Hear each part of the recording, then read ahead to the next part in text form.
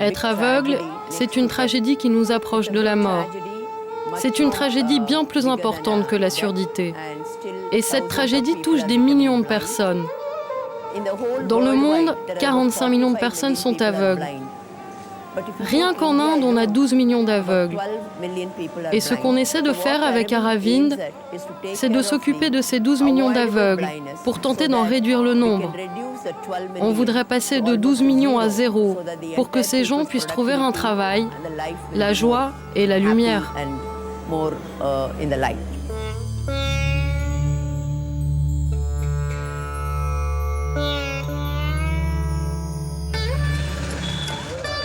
Il est 6 h du matin devant l'hôpital Aravind Eye Care de Madurai, au sud de l'Inde. L'hôpital que Govindappa Nachyar a fondé avec son frère il y a 35 ans. Comme tous les matins, des patients font la queue par centaines. Riches ou pauvres, ils n'ont qu'un seul espoir, retrouver la vue. Grand-mère, vous avez déjà fait une opération de l'œil droit, maintenant on doit vous faire le gauche. Vous avez l'habitude de voir sans lunettes, mais il faut faire vite cette opération, car vous ne voyez plus qu'à 1 mètre. Si on attend, ça risque de réduire encore.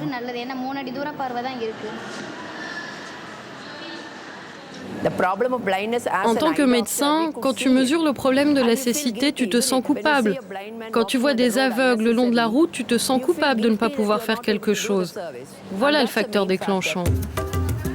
La majorité des aveugles en Inde souffrent de la cataracte, un durcissement du cristallin qui devient opaque et vous rend aveugle. En inventant un système opératoire simplifié, Aravind permet à toutes les couches de la société indienne, jusqu'aux plus démunis, de retrouver la vue. J'ai commencé à opérer quand j'avais 25 ans et à 58, je me suis arrêtée. Je n'ai jamais compté, mais j'ai beaucoup opéré.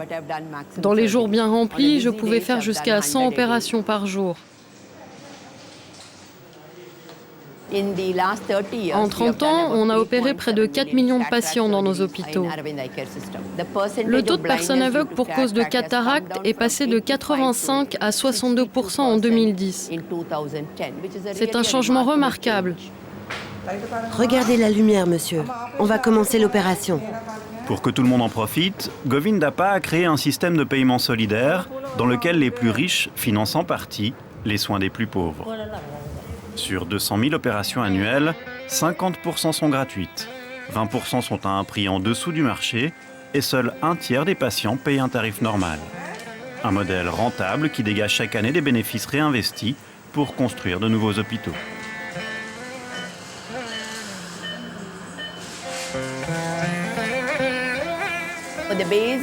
Notre but principal, c'est d'éliminer la cécité. Si on souhaitait en faire un commerce, on n'aurait travaillé qu'avec les riches. On ne voulait pas ça. Si on ne travaillait qu'avec les pauvres, on aurait été dépendant de dons. Et je ne le souhaitais pas non plus. Donc on a décidé d'avoir un hôpital qui accueille ceux qui peuvent payer, comme ceux qui ne le peuvent pas. L'argent n'apparaît jamais sur mes relevés. Seul compte le nombre de patients. Je ne veux pas savoir qui paye ou qui vient gratuitement. Imaginez que je sache qui paye, j'enlève toute idée de justice. Je sais combien on a de patients, peu m'importe s'ils payent ou non. Je veux juste être sûr que l'on traite un maximum de personnes. C'est tout ce que j'ai besoin de savoir. C'est le nombre important de patients qui permet de dégager des revenus. Et ça marche, son hôpital, considéré comme un des meilleurs au monde pour ce type d'opération, reçoit des malades de tous les continents. La trouvaille de Govindappa tourne autour de cette lentille artificielle. Pendant l'opération, le cristallin est remplacé par cette lentille, mais son prix exorbitant réservait l'opération à la seule élite indienne. Govindappa a dû trouver une parade. Au début, le prix des lentilles était de 500 $ pièce. En Inde, c'était impossible d'en acheter, car une opération coûte entre 10 et 20 $. Alors on a décidé de faire nos lentilles nous-mêmes, pour faire baisser les coûts sans changer la qualité du produit. On a acheté la technologie à l'étranger et on a fait nos lentilles pour bien moins cher. Les prix sont passés de 500 $ pièce à 300, puis à 200. Et maintenant, une lentille en Inde coûte entre 2 et 8 $.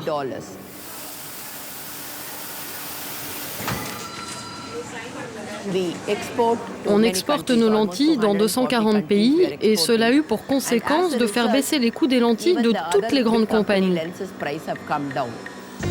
En plus des lentilles, Govindappa s'est lancé dans la fabrication de lunettes. Vendues dans ses hôpitaux, certaines paires ne coûtent que quelques centimes. Pour Govindappa, personne ne doit être laissé sur le bord du chemin.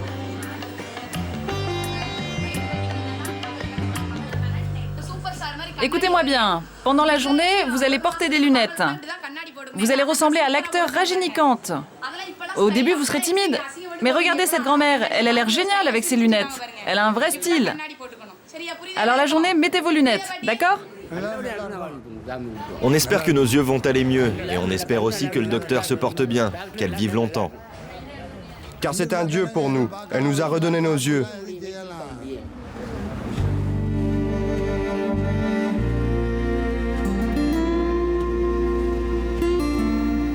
Dans un pays grand comme 5 fois la France, Govindappa a déjà construit 5 hôpitaux, 40 centres d'accueil en pleine campagne et elle organise des consultations itinérantes. Des hangars sont transformés en cabinets médicaux géants. Les villageois font des centaines de kilomètres pour un rendez-vous qui leur coûtera 30 centimes d'euros.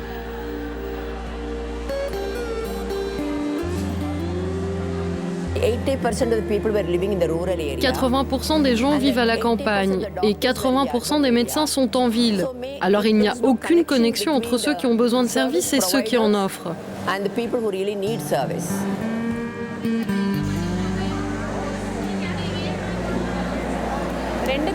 Vous avez une cataracte aux 2 yeux, monsieur. Il faut opérer le gauche, puis on fera le droit. On va partir pour l'opération. Si vous avez des questions, demandez à l'infirmière. Je suis un peu stressé. Ne soyez pas stressé. L'hôpital va s'occuper de tout. On va vous nourrir et beaucoup de gens vont prendre soin de vous. Vous avez l'espoir de voir, c'est ça l'important. Oui, j'espère qu'un jour je pourrai revoir. J'ai fait un long chemin pour ça.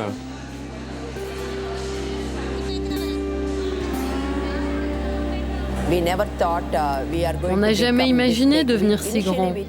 On a commencé dans un petit espace avec 12 lits. En quelques mois, on ne pouvait plus faire face à la demande.